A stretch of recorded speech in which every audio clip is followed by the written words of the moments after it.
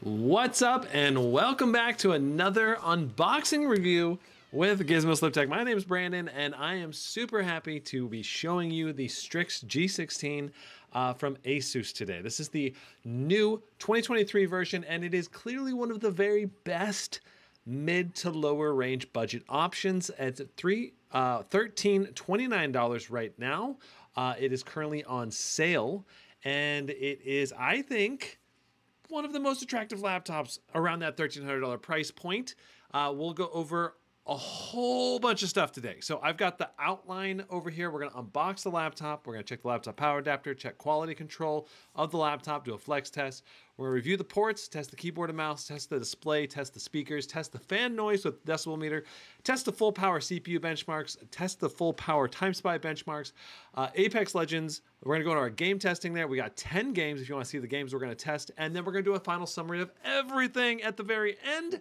So we've got a ton of things to do today, and I hope you enjoy this kind of content. Hopefully it is very helpful to you when deciding if this laptop is the laptop for you or not. And I am super excited to take you through this test. I would encourage you to subscribe if you're into these kinds of tech review videos. Here is the laptop list. I have created this list with a couple of my help from Ellie and Kaylin, and this is a really phenomenal resource, I think, for people out there shopping for a gaming laptop. We have some of the very best deals on the market here at the top. There are obviously other great laptops in the list further down below, but every single gaming laptop that is worth considering buying is on this list, okay? There are specs for the size of the laptop, basic benchmarks for most of the laptop. You got value ratings with CPU performance per dollar, GPU performance per dollar, and there's all kinds of benchmark sources, which if you don't know, benchmark sources will direct you towards full-fledged reviews. There's also pictures of each of the laptops, as well as if I have done a video on the laptop, then that video will also be in here as well. So you can watch videos right here inside of the laptop list. Anyway, there's a link in the description down below to checking that out. But I digress. Let's move on to going over the Strix G16 that we're going to be reviewing today. So this is the Strix G16. Notice the RGB lighting across the front here. We've got illuminated RGB keyboard, a very nice low bezel display, very minimal bezel around this. There is a webcam at the top. This shows a number pad on the touchscreen. I didn't really check to see if that has that or not. I think it does this year. That's kind of nice if it does. Two USB-A's on the right side. We got two USB-C's on the left, with one of those being Thunderbolt, a headset port, HDMI 2.1, an Ethernet port, and then our power adapter port. So the ports on this are not that extensive, but they're high-quality ports, high-performance ports, and they will get the job done for the vast majority of people out there. Now, what are the top competing laptops in this price segment? First of all, we have the Acer Predator Helios 300. This is a previous gen product with an i7-12700H, very similar processor to what we have in the Strix G16, but it's a previous gen, 12th gen. RTX 3070 Ti, that's a higher tier GPU from the previous generation of products. It does not have frame generation, but it comes with a 1 terabyte SSD and a QHD 240Hz display, which is going to be arguably a higher quality display than the display you're going to get on the Strix G16. So if you're after something that is a higher quality display and has slightly more raw graphical power, the Acer Predator Helios 300 is a great option to consider. Now, the MSI Pulse 15 also features a QHD 165Hz display with 100% P3 color gamut, so very colorful, very vibrant display on the MSI Pulse. I think this is, in general, a very good buy. Especially when it's on sale at $1299. It's $200 off currently. And I think that this laptop is going to be a good competitor against the Strix G16. But then we have the Lenovo LOQ 16. LOQ LOQ. We're calling it the LOQ. Ryzen 7 7840HS. RTX 4060 in this, 16 gigs of DDR5, 5600 memory, 1 terabyte SSD, and a full HD 144Hz 350 nits display. So this is the brightest rated display out of the laptops that we're quickly comparing here. 1139, providing an incredible level of bang for the buck. all around. You know, the CPU performance per dollar is at 1385. The GPU performance is at 957. That is higher than what you're getting with the Strix G16. $8.12 for the GPU performance per dollar with the Strix G16, $15.95 for the CPU performance, which I guess that's even lower. Interesting. Wow. Okay, so the Strix G16 has the highest CPU performance per dollar between these, and that's because this new 13th gen i7 HX processor has those additional E cores on it because it's the HX line of the processor, so it's going to have a far above average CPU performance for your money with the Strix G16. I think from a raw specs perspective, there's predominantly, I guess the biggest flaw here is that it's not a QHD display, but that's also a great strength because the new RTX 4000 series, 4060s, 3070 Ti's, all of these laptops that we're talking about between these four laptops only have 8 gigs of VRAM, which is just not enough for QHD gaming on the newest, latest, greatest modern games. So in a sense, going with a full HD plus display, it will basically allow you to play everything on ultra settings in the vast majority of games without stuttering or issues. Now, some of the games may still stutter or have VRAM problems, but generally speaking, 99.9% of games, you're going to be just fine on the VRAM limitations, at least right now, at full HD plus. So a nice thing also about the Strix G16 is it is a 16:10 aspect ratio display, which I really like that. If you're into a little bit taller display, a little bit less bezel, especially along here along the bottom. And Asus did a really good job of keeping the laptop of very similar specs in terms of overall size, while adding this additional screen real estate. So I really, really love that.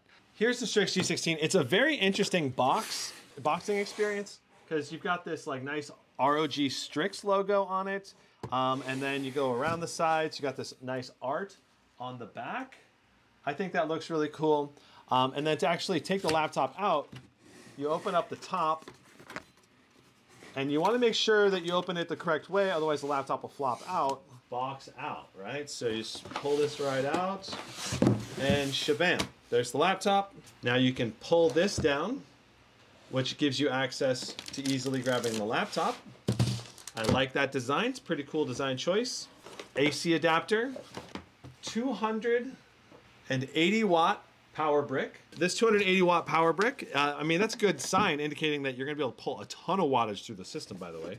Comes with this long power cable. Let's go ahead and see how long these cables are. Is about 6 feet long, approximately, just a hair shy of that.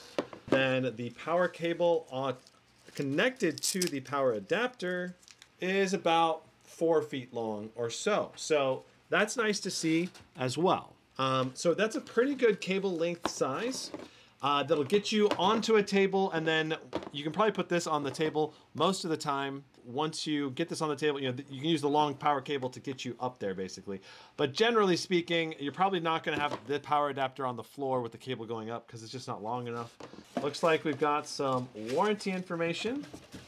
In search of incredible warranty card, you can fill this out and send this in, I guess. But you're probably just going to register it digitally anyway. So it's pretty much irrelevant, I think. Register your laptop to receive 1 year of accidental damage protection and other exclusive benefits. Oh man, that is sweet. So I bought this through the link on the sheet over on Amazon. So this does come with 1 year of free accidental damage protection. That is awesome. So liquid spills, electrical surges, or accidental drops will be covered for the 1 year, and you can extend your warranty for another 90 days if you go do a survey, it looks like. There's also a quick start guide, but it's showing that we have a USB 3.2 Gen 2 port, USB-C with display port and power delivery, and then a Thunderbolt 4 port. Here's the bit about the display if you want to be able to return it because of the display or get the display fixed. International warranty support. It's within the covered countries of the Asus Notebook International Warranty. If you travel from country A to country B and would like to request service in country B, then if A and B are within the countries covered by Asus Notebook International Warranty, then it'll be eligible. If you want to see what countries, go to asus.com/support or rog.asus.com/support to see. And your procedures will vary by company. If you want to see, you're just going to have to go check out which list of countries are in the international warranty. But yes, essentially, yes, but it'll depend on what if your country is covered. Taking the plastic wrap off this guy. So there's the underside of the laptop. We've got our air fan intakes right here. You can kind of see through and see some of the heat pipes if you look through the grating. We've got our serial bar and model number information over here. ROG or something right here in the letters. There's some letters there. You can kind of see inside of the laptop. Pretty nice design on the bottom. This is hard plastic and it's a nice material. I like the material. This up here is metal. So this is a high quality metal top lid. You do have this sticker that's kind of on here, and it does easily come off, thankfully, with no residue here. The ROG intelligent cooling, 15-degree lower CPU temps, full surround vents to maximize airflow, tri-fan cooling, so we have a third fan on the inside. We're going to take a look at that when we take the laptop apart. This will be truly silent, meaning that there is a truly silent option if you want the laptop to be quiet.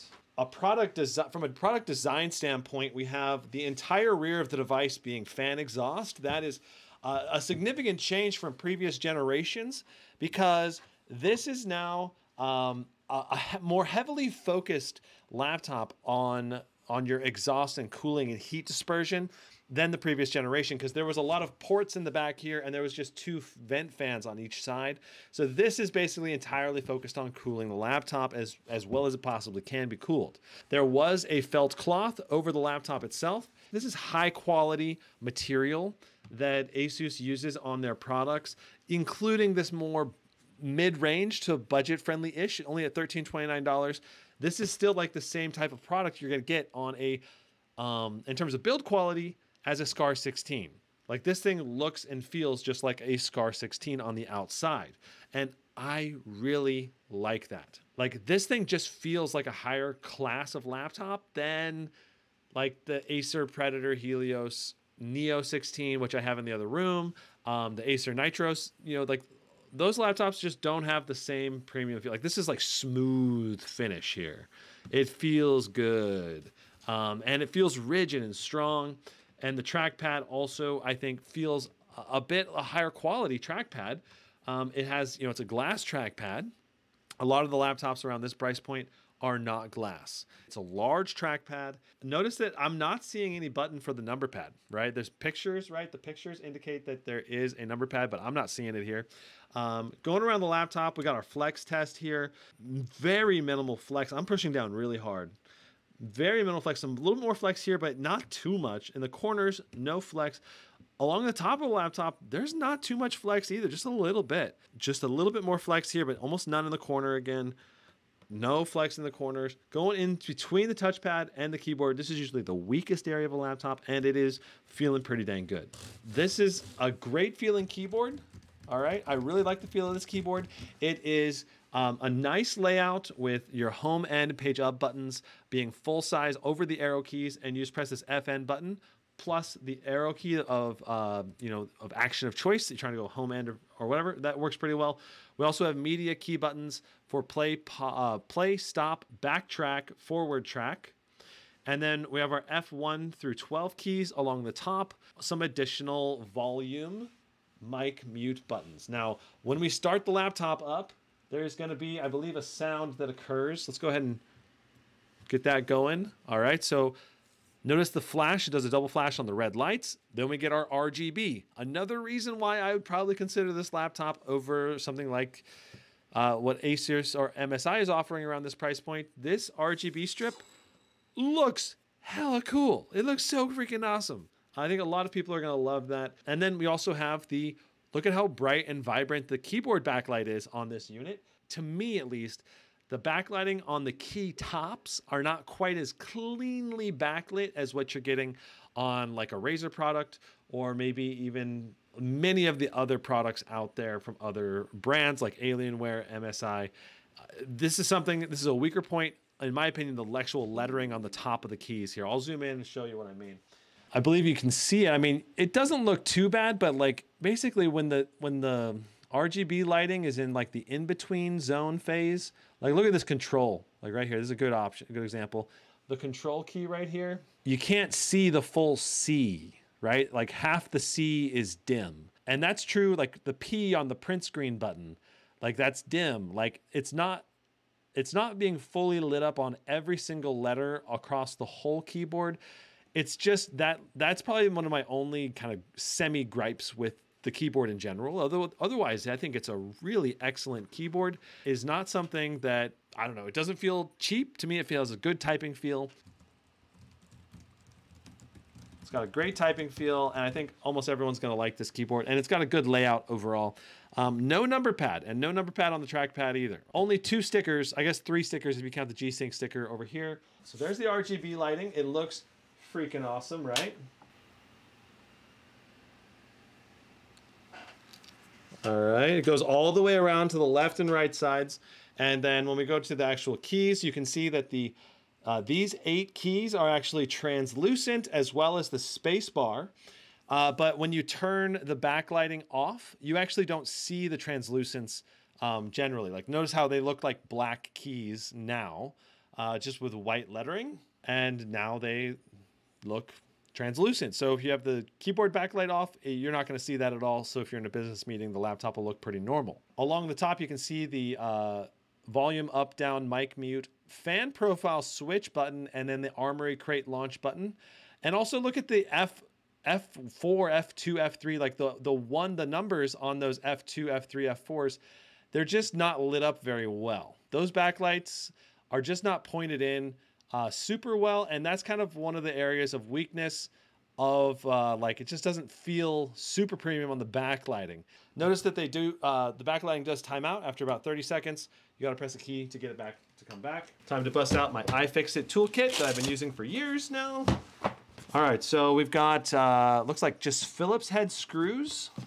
I believe the RGB light bar should not have ribbon cables anymore, which should be really beneficial, so it's easier to take the bottom of the chassis on and off. So if you need to upgrade and whatever, previous versions of the Strix G15 and Scar 15 had ribbon cables for the RGB light bar. Now this screw in the bottom right is a pop-up screw, which means that you do not take that screw out. It actually is used to lift the chassis of the laptop up away from the laptop itself and create a nice easy gap to get your pry tools in. So this is actually a very easy laptop to get into. Okay, so there it is. We got everything. We got it to completely pop out now. There's the laptop. All right, so let's go ahead and explain what we got going on the inside of this laptop. CPU here, our CPU fan. We have one dedicated heat pipe here to the CPU. We have 2 shared heat pipes with the GPU for that CPU. So if you're in a CPU only workload scenario, your CPU is going to have a ton of juice that can go through it and still maintain a decent temperature. Now we have this additional kind of VRM heatsink for the CPU that's going to be cooled by this GPU fan. It's a nice combination shared heat pipe scenario here. Now for the GPU, we have a third fan right here, a smaller one that blows over the GPU and will just cycle air out the back of the laptop over here. And that's just moving ambient air and keeping the general laptop chassis cool. We have a dedicated heat pipe for the GPU right here. I'm gonna move my hand around. All right, and then we have 2 shared heat pipes. So if the GPU is making a lot of heat, it'll go over here to the shared CPU heat pipe and it'll get dissipated a bit better. So very nice. This right here is VRM heatsink again being cooled, and then that looks like it's a shared heat pipe going between all of this. And we also have this roundabout half moon heat pipe here.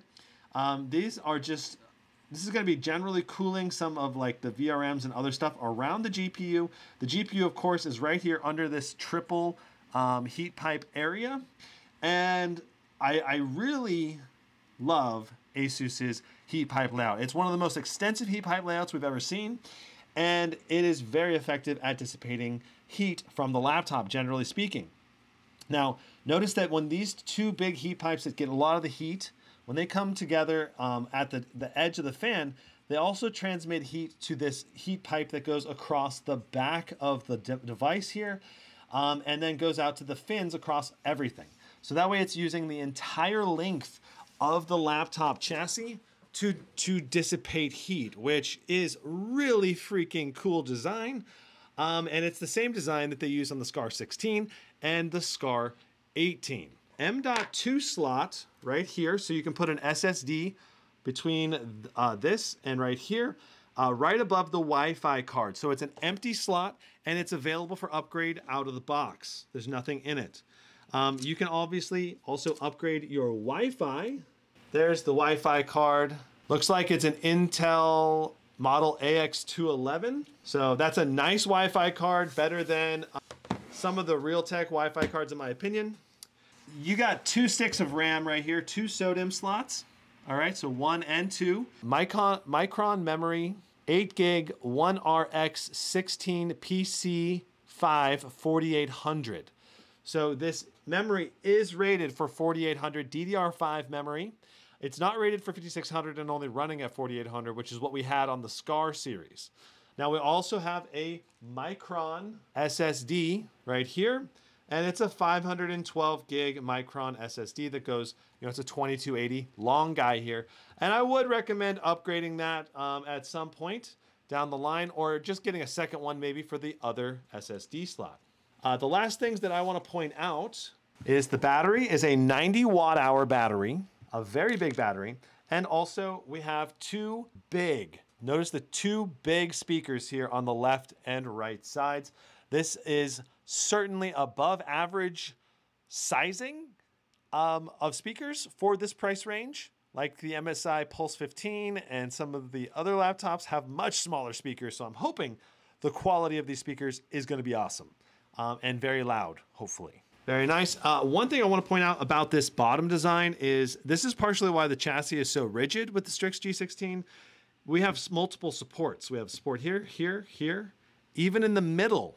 A lot of laptops have no support in the middle where the laptop touches. It's almost always in the edge corners, and that's why there's always flex in the middle of the chassis.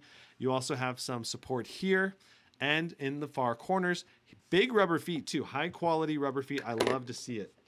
All of those little details about this Strix G16 is giving me a really good impression of the product as a whole. So notice the color on the display. You can already see this is a high-ish quality display. Not amazing on the camera quality. So first thing you'll notice, it's a pretty grainy image overall. Look at, there's like no details on the hair, on my beard here, even in this kind of more studio lighting environment. The colors of my face are off quite a bit. In general, a very poor webcam. It'll work if you need to do a Skype call to grandma, but you're not gonna look very pretty doing it. So we have our Ethernet port, HDMI 2.1 for high bitrate HDMI output. Thunderbolt 4, which is gonna support external GPUs if you wanna get like an RTX 4090 in an external enclosure. USB-C with power delivery, and of course Thunderbolt 4 should also have power delivery, so both of those should support that. And then we have our headphone port. That's a headset combo for mic and speakers. All right, no ports on the front, no ports on the back, all exhaust on the back. And on the right side, we have 2 USB 3.2 Gen 2s. So highest and very good USB-As on the right side that are very fast. Now, the downside about them being on the right side is that if you're dealing with a wired mouse, the mouse cable can get in your way. I would recommend getting a wireless mouse with a high-speed dongle attachment, so you have basically no latency introduction because of that wireless mouse, which allows you to play games and all that stuff. Before we actually do this, I need to point out there is a thing called Dolby Access that comes with your Asus laptop. This lets you control your audio profiles under the settings section here, and I generally recommend the dynamic section. Usually sounds the best. But we can do a quick audio test with it. Let's go ahead and pop in. We're gonna go ahead and play Peter Spacey Roar.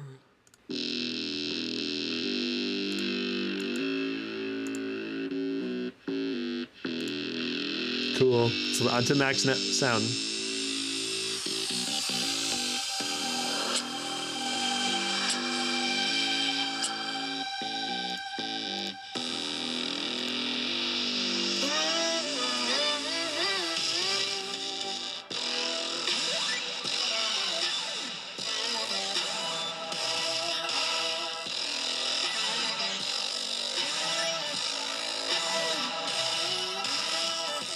For music, at least, it seems like the music profile was a little bit better, honestly. I feel like the music profile was better. Let's try Faded Aeon.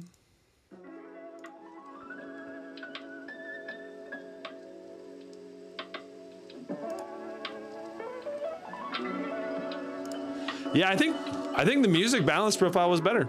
Let's just keep it at that right now during our music test. And sweet. Let's go ahead and let's get the decibel meter up in front here so you can see how loud the speaker gets. I'm going to be quiet so we can see our decibel rating. 43.5 decibels right now in the room. Let's go ahead and do Peter's Spacey Roar.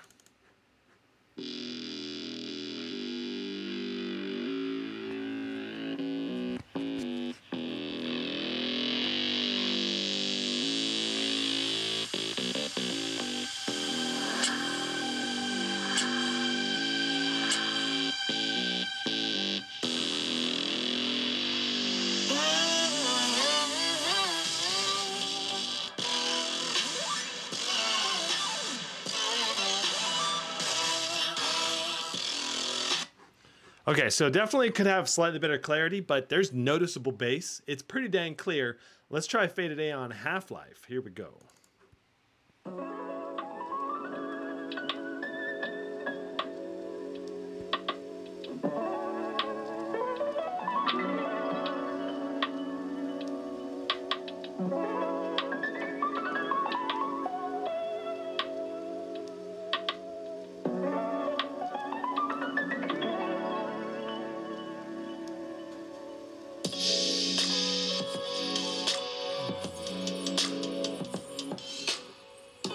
That is such a smooth and clear audio transition from the intro to that to like the breakdown is awesome.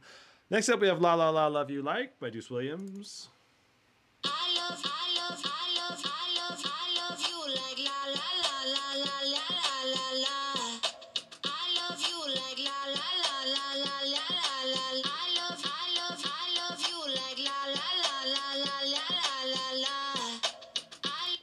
Yep, this is a far above average speaker system for a gaming laptop, much better than much of the competition out there. It's not the best. It's definitely not the best audio speaker that you can get in a gaming laptop, but it's pretty dang close. All right, it is pretty dang close in terms of a higher end speaker. I'm pretty sure this is the same speaker system that's in the Scar 16 and Scar 18. All right, so we're testing this at whatever the default nits brightness is. Like I said, I think it's 100 right now, but it may not be. So, and there's nothing I can do about this. We're going to do the best we can. So right now we got 100% of sRGB, or 99%, basically 100%, 73% of Adobe, 74% of the P3 color gamut, and my Spider 5 Elite usually underestimates the color gamuts in general compared to other testing tools by like 7-8%, somewhere in that range. I would expect this to be closer to 80% Adobe RGB, maybe 81-82% P3 color gamut. On the brightness, it's saying 287 nits with 1160 to 1 contrast ratio. That's a bit better than average for contrast ratios, which is good. It's going to make everything pop a little bit better on the screen. A lot of laptops these days are doing like 900 to 1 contrast ratio, so it's nice to see. 287 nits. Again, we don't know how bright this display actually is supposed to be because we may not be at 100% brightness. This may be like 80% brightness that we're testing at here, but it could be 100% brightness here. I'm pretty sure now that this display is a 300 nit display. So here's the Strix G16 Ryzen 9 7945HX. For multi-core performance, it's going to be insane. It's going to be like 34,000 in Cinebench. It's going to be a much more powerful CPU. Not necessarily for gaming. Gaming, it's going to be very good. Very good CPU for gaming. But some games do favor Intel, and this i7 in the G16 could theoretically maybe beat this Ryzen 9 7945HX in certain titles. But yeah, overall, excellent price. $1769 for this level of CPU, and it's a QHD 240 Hertz display. So you get a really nice high-end display, I believe, with high levels of color gamut as well on that QHD 240 Hertz display. I think it's like supposed to be rated for 100% P3 color gamut. Let's check the tech specs. But yeah, this thing's going to be bigger. It's not going to be as portable as the G16. It's only 1 inch larger, at least in theory. It's a Dolby Vision supported display with G-Sync. It is saying 100% DCI P3 color gamut right here. Okay, so yeah, I mean, in terms of display quality, the G17 is much higher display quality.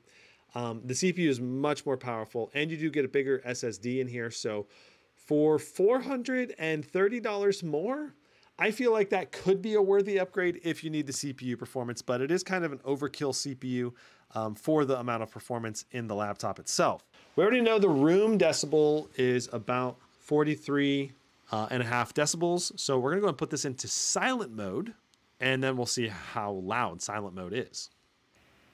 Right now, the loudest thing in the room is the Razer Blade 18, which is doing the live streaming right next to the Strix G16. So the laptop is so quiet. It is phenomenally quiet. The actual laptop itself, we can check out the TimeSpy results over there. You know, we are doing 55 decibel or 55 watts to the GPU at 1800 megahertz to the clock speed. That's actually not that bad considering, and it's only 60 degrees. That is really good for how quiet this machine is. So that's a pretty good amount of power. It's obviously not going to be a tremendous amount of power, but considering the temperature it's pushing, it's awesome. All right, we're going to switch it up to performance mode. It's going to jump from performance wattages, or it's going to jump from silent wattages up to performance wattages, and there it is, all the way up to 110 watts approximately, almost instantly. 107, 105. The CPU also jumped up in wattage from like 10 up to 30, 35 right now. Our temperatures are also climbing. More watts being pushed through the system is making it run warmer. Performance mode is still so quiet. I am very impressed with performance mode overall. We're going to jump it up to turbo mode now. Turbo mode, activate. It's interesting because the wattages are actually not changing much between performance mode and turbo mode right now. It's just the fan noise has gone up. I'm assuming the temperatures will go down, given that the fan noise has increased. We're starting to see 60s, 69 on that CPU temp. These temperatures are phenomenal, by the way. Really amazing temperatures during these tests so far. And this is not even with max fans on right now. 52 decibels, that's phenomenal. We're gonna switch over to manual mode, and we're going to just set everything to max. So 57 and maybe 57.5 decibels with max fans. About average for most high-end gaming laptops with triple fans like this. I am kind of hearing a little bit of warble wobble sound on the fan. On the, I don't know, like it's not, I didn't hear it in turbo mode at all, but I seem to be hearing it. Let me pick up the laptop and kind of try to get a better idea of which fan. It kind of sounds like one of the fans maybe struggling or something's going on with the fan. Oh, it's the whistling. It's the air is whistling as it's going through the bottom of the chassis. Can you hear that whistle? I'm gonna go ahead and set it to turbo mode.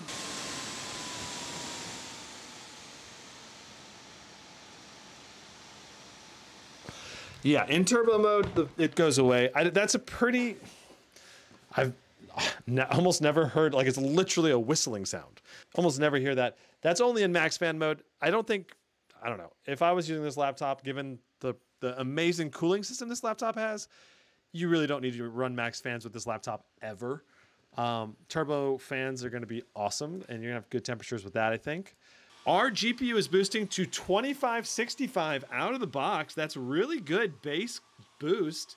That's 50 megahertz higher than the G14 was boosting. Look at our temperatures in the 50s right now. That liquid metal is doing a good job right now. I wonder what this could overclock to if it's doing 2550. Please keep in mind that we have a 50/100 overclock out of the box, given that that's baked into Armory Crate manual mode. Let's try 975. Let's do one. All right, and we're gonna go for 2750 for our clock speed, okay? So we're gonna do an overclock here. We're locking the voltage to 1 volt. Let's see if we can get it to actually do that 2750. Look at us, 2745. That is insane. Super high boost clock on this Strix G16 right now. 2730, so it actually did have to come down. It had to go down to a slightly lower voltage, but it's doing a pretty dang good job. Staying above 2700 for the OC is insane. Like that is the highest I think I've seen a 4060 go so far. The Intel CPU is doing a good job of staying at a high clock speed, 4.9 gigahertz, 4.7 gigahertz. Again, our temperatures are just low 60s. Low 60s. 10,982. Oh my God, it's so close. It is so close.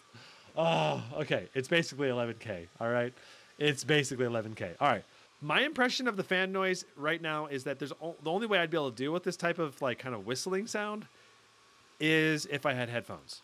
Otherwise it would just be like, I could not deal with the whistling sound. And then I would try to go in there and try to figure out why the whistling is happening and just fix it myself probably if this was my laptop, because 6P cores, 8E cores, we are ready to test this thing. We have everything maxed out on our power limit sliders. We are doing 4.4 gigahertz across all of the P cores, 3.6 gigahertz across all of the E cores right now. A good amount of performance coming out of both of those, about what you would expect on an all-core turbo boost. Our temperatures are only 77 degrees right now, 81 degrees for the CPU package, 83 degrees for the CPU package. That is really good temperatures. Our wattage is 125 watts of power going through that CPU. Wow. Okay, very nice initial performance. 19,637, 117, 120 watts. Temperatures are looking really good. 83 degrees on the CPU. Our core clocks are still the same. 19,846 for our CPU. 19,846. Very good. Again. So 20,091. 19,965. 20,151. So there you go. There's our 10-minute score test or equivalent that it would probably almost for sure be. For $1,000, you got the RTX 3060 variant. It is quite nice. Overall, in terms of its performance, the quality of the laptop, it's a good value with the Strix G15. It's not bad, but it's just, it doesn't have frame gen on the 3060. The display is a full HD 300 hertz display, which I like that, but the Ryzen 7 6800H isn't going to get that high of frame rates in most esports games anyway. Strix G16, this is the 4050 variant, slightly weaker CPU for $1189. I feel like it's super worth the upgrade to go to the 4060 version of this laptop with the slightly better processor as well. So I would say probably not get this one and instead go for the 16-inch with a 4060 version instead. This one's an interesting option. The G16 with the i9. This is the 24-core 32-thread. It's going to be a massive improvement to anyone that's looking to do video editing or Photoshop. QHD 240 Hz 500 nits display, much better quality display. You get the latest and greatest display from Asus with this version. $1599 is, I really love this if you're after CPU performance and display quality. The G17 Ryzen 9 7945HX. This is the Ryzen version. We talked about this compared against this one. Huge CPU performance, absolutely bonkers CPU performance, and a nice QHD display. $1769 is a bit steep though. I think I would rather go with this version over that one because it's $140 cheaper and you get an even better quality display at 500 nits, and it's 16:10 aspect ratio. Yeah, this one's the better bang for the buck or better buy, I think, right here. We are at 165 hertz, 1920 by 1200. We're going to go to minimum quality with DLSS enabled. Quality on the DLSS. Textures we're going to set to high. Let's see what we get for our FPS on the plane. 111. Some pretty solid FPS on the plane at least.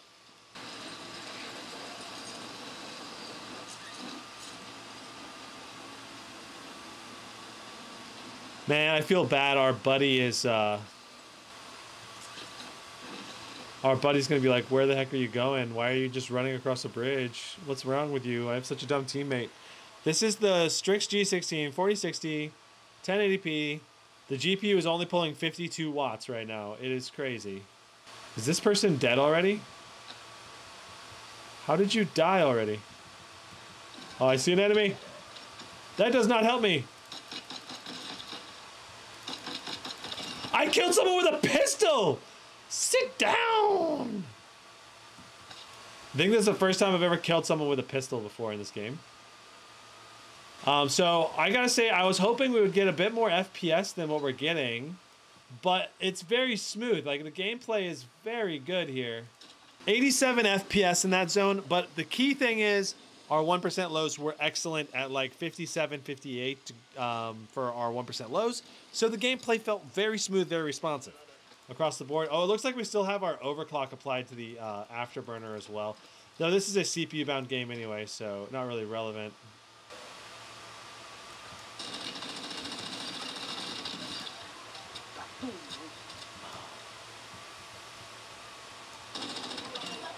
Got him! Woo! Yeah, I mean, this is feeling very good in terms of gameplay, fluidity in Warzone.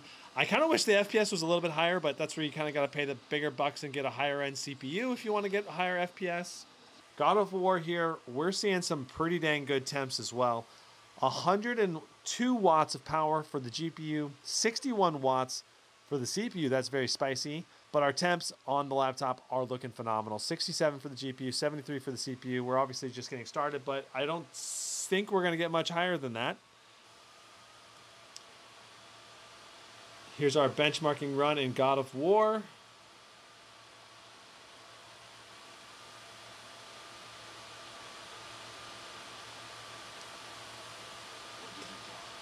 This is definitely above average for an RTX 4060. 67 FPS. I believe like the G14 was getting like 62 or something like that, 61. 68 degrees on the GPU, 75 for the CPU. Very smooth, good gameplay. Ray tracing ultra, DLSS, frame generation enabled, DLSS on quality. We're just gonna make sure this is applied because sometimes it doesn't apply. 1920 by 1200 full screen, 84 FPS, 73 for a 1% low. Wow, that's really good for a 1% low. Some of the 4060s out there chug. Even at 1080p resolution, I don't know. 82 FPS, 70 for a 1% low, 58 watts for the CPU, 100 watts for the GPU. This laptop is kicking tail in this Cyberpunk benchmark. I mean, this is going to be a great gaming experience in Cyberpunk 2077 with ray tracing on. Ultra settings, one of the highest 1% lows I think I've ever seen in Cyberpunk for a 4060 for sure. Even higher than many of the more expensive, bigger laptops. 87.28 FPS. So 87 FPS for our average FPS. Wow. 81 FPS, 39 for a 1% low. That's very good. 71 watts of power to the CPU. That's a very high amount of wattage going to the CPU. 83 to the GPU. We are GPU limited at 100%. So that means the CPU is pushing enough frames that we're not being CPU bound in this scenario. 81 FPS for our average. 32 for our 1% low. The game's looking great. And our temperatures are not bad. We're in the 79 degrees on the CPU. 80 on the CPU. That's the highest I've seen is 80 right now. 65 degrees on the GPU. Phenomenal thermal cooling solution in this laptop. I'm really impressed with the thermals on the Strix G16. 86 for our FPS average so far. 33 for our 1% low. We're getting a little bit of lower frames, but that's typical in Dead Space. We're gonna go ahead and see what we get on our walk back to the ship. 82 FPS for our average so far. Our boost clock up here at 2550 is maintaining rock solid steady. 90 watts for our GPU, 83 for our GPU, 70 watts for our CPU, 4.4 gigahertz. This is going to be an awesome gaming laptop. Again, ultra settings, right? We're on ultra settings.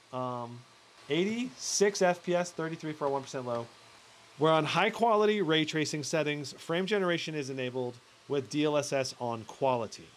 109 FPS in Dying Light 2. Frame generation, of course, is enabled, so we have AI generated frames. Our 1% low, I didn't get to see what our 1% low was. Let's see what that was. I'm gonna do the instant replay check. Min FPS was 93, so because the afterburner 1% low is all messed up. We are on maximum settings in Elden Ring. We're gonna change our resolution to the correct resolution. Ray tracing, maximum. Whoa! Whoa, we are actually not hitting 60 FPS. Super interesting, but also kind of cool that we're seeing real benchmark numbers. Wow. Interesting. I mean, it's very smooth. The gameplay is good. What if we just put ray tracing to high? It's like something else is bottlenecking us. Because like right now, only 67 watts. We're at 2560. We're at 99% GPU utilization. It's like we're being like GPU or memory bound, or maybe something inside the GPU because we're doing ray tracing. Maybe the ray tracing cores, RT cores or whatever inside the GPU are being maxed. But I mean, 54 FPS, that's quite a bit better than 45 in terms of visual smoothness. Okay, let's go. We'll try ray tracing on medium and see if we can get straight 60 on medium. If we look this way, we're doing 60. If we look this way, we're doing 52, 57, 52, 51, 54 on average. Our 1% low is 47. I think just ray tracing in general is probably causing this. All right, we're gonna turn ray tracing off and just make sure that we can get 60 at least. Okay, so now we're doing 60 FPS nonstop. I gotta say the ray tracing, actually, I think the ray tracing mode made things look better on the screen though.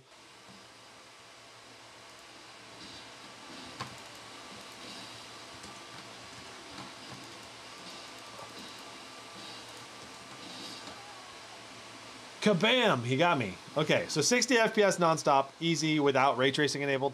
Throw ray tracing on, then you're still doing 45 on ray tracing maximum. Shadow of the Tomb Raider, 115 FPS in this initial start here. Ultra settings, ray tracing on ultra, DLSS on quality, 1920 by 1200 resolution. 63 degrees on that GPU, 66 on the CPU. 92 watts going through that GPU. We're not maxing the wattage on the GPU. This is a fairly CPU heavy game. Like this one, we're pulling 60 watts on the CPU. Look at our wattages. We're only doing like 90 to 100 watts, almost never busting the 100 watt mark. There's 109 watts we saw for a moment, but most of the time we've been in mid 90s, low 100s. 114 FPS on average at full HD plus. Phenomenal. All right, ray tracing on ultra, let's turn that on. Quality DLSS, display, full HD frame generation is enabled. All right, our 1% low, it was saying only 4, but I guarantee you it's higher than that. It's 60. It's looking great. It's playing smooth, and we're on maximum settings at 1080p, all right? You could turn some settings down a little bit if you want to go to like over 100. One setting, turn off ray tracing. Now we're doing 105, 108. That's all you have to do is turn off ray tracing, and then boom, it's just butter smooth. Wow, 98 FPS for our 1% low is incredible. But we are going to go ahead and just set everything to max, all right? Back to turning on ray tracing. 69 FPS for our average so far. 57 for our 1% low is really great.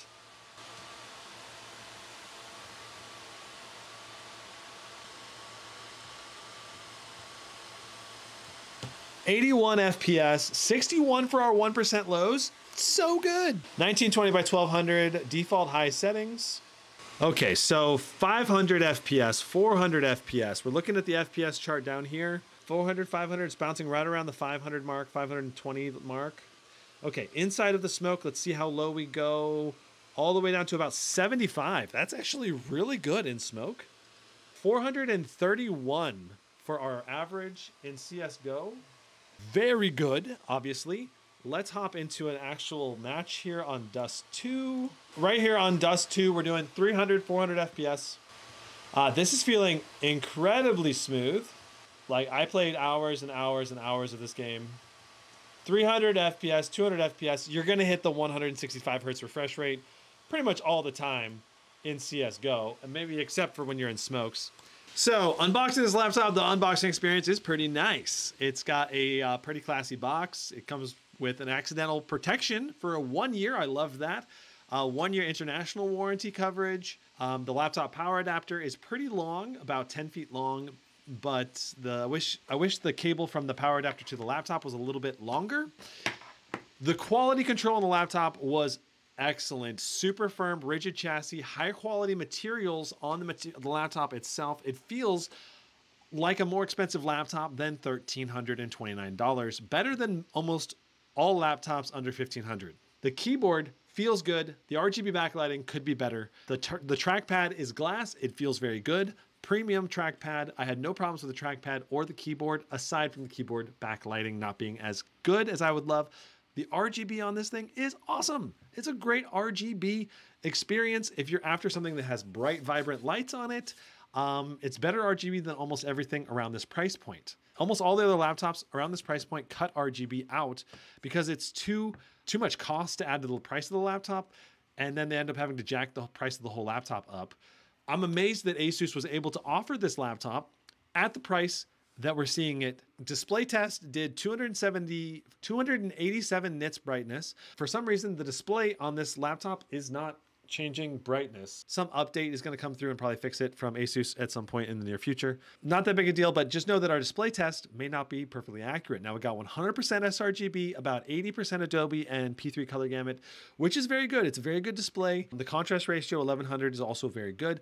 Very enjoyable. No ghosting in esports games, CSGO or Warzone. Both those games ran really, really well. With fan noise testing, we had 46 decibels for the performance mode. We basically were completely quiet in silent mode down to like 43, 44, 45, right around the base level of the decibels of the room ambient noise.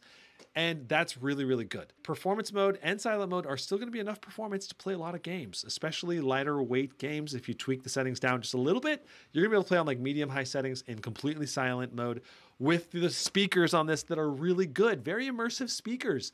I was very impressed with the volume of the speakers as well as the bass and the clarity in the mids and highs for the money. This is probably the best set of speakers I've ever tested under $1,400. Like, the speakers in this are basically what you're going to be getting in most laptops, about $2,500. So speakers are really awesome. Fan noise, very impressive, but it does get very loud when you're in max fans and turbo fans. Turbo fans was about 52, 53 decibels. Max fans was about 57.5 decibels.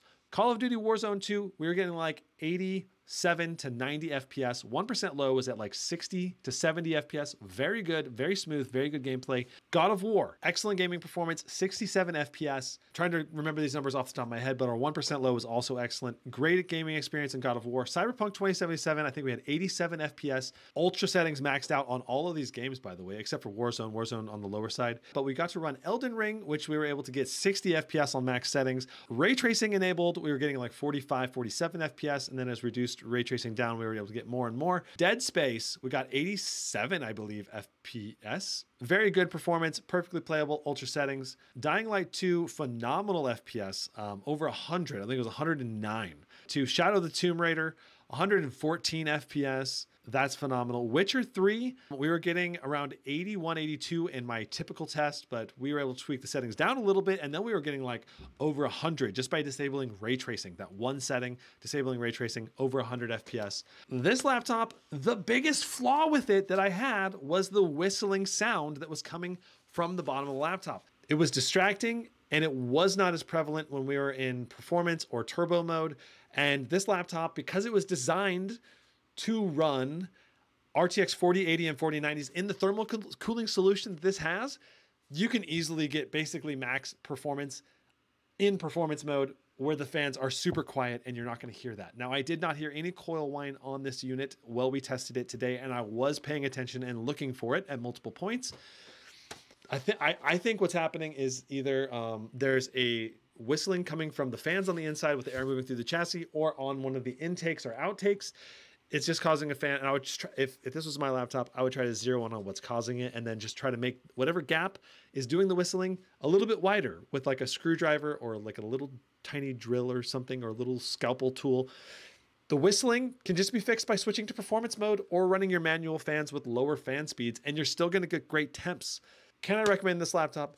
Absolutely. It's phenomenal. The webcam on this, by the way, was terrible. I hope you enjoyed the live stream. I hope this was helpful to everybody. Thank you so much for watching. Don't forget to subscribe, like the live stream, and I'll see you in the next one. Brandon out.